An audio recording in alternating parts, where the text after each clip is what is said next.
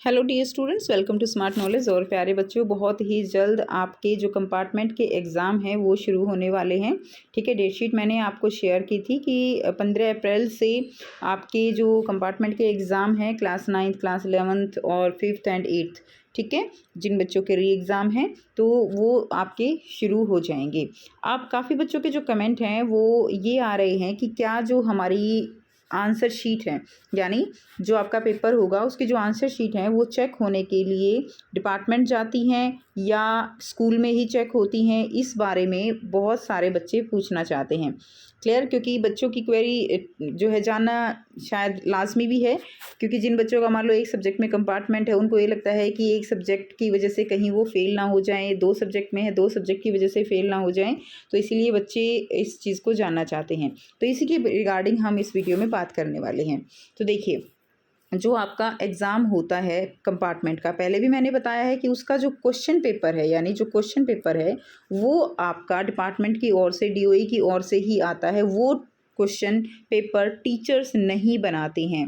Clear, question paper teachers नहीं बनाते हैं। पेपर जैसे आपका एनुअल एग्ज़ाम था उसमें डीओई की तरफ से, डिपार्टमेंट की तरफ से पेपर आते थे, वैसे ही क्वेश्चन पेपर आएगा।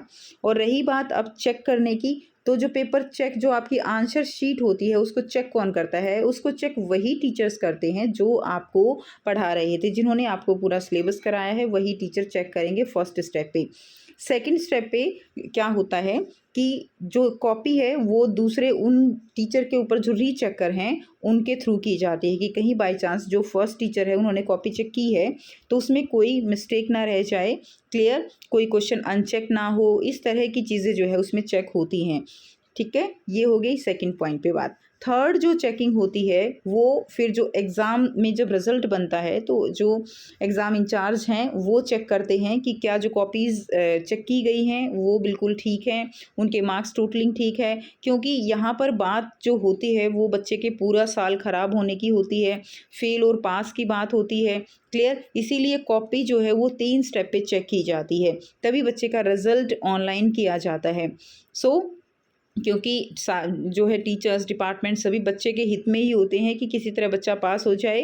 लेकिन ऐसा नहीं होता ना कि आप कुछ ना लिखोगे तब भी आप पास हो जाओगे, ऐसा तो पॉसिबल नहीं है। तो कुछ मेहनत आपको जो है अपनी तरफ से भी करनी होगी। और कोशिश करते हैं टीचर्स कि आपने अगर बहुत अच्छा किया है, ये हो जाता है कई बार कि अगर 1-2 मार्क्स से बच्चा रहता है तो उसको जो है थोड़ी सी लूज़ मार्किंग करके उसको कोशिश की जाती है कि उसका साल ख़राब ना हो, इतना रियायत दिया जा सकता है। लेकिन पूरी तरह से आप कुछ ना पढ़ो और आप पास हो जाओ, ये सोचना तो आपके लिए गलत होगा।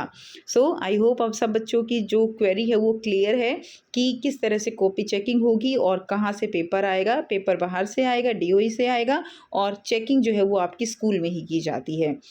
इस तरह की इन्फॉर्मेटिव वीडियोज़ जो हैं आपको चैनल पर मिलती रहेंगी। अगर वीडियो अच्छी लगी तो वीडियो को लाइक कीजिए, सब्सक्राइब कीजिए चैनल को। मिलते हैं आपसे नेक्स्ट वीडियो में। Take care, bye bye.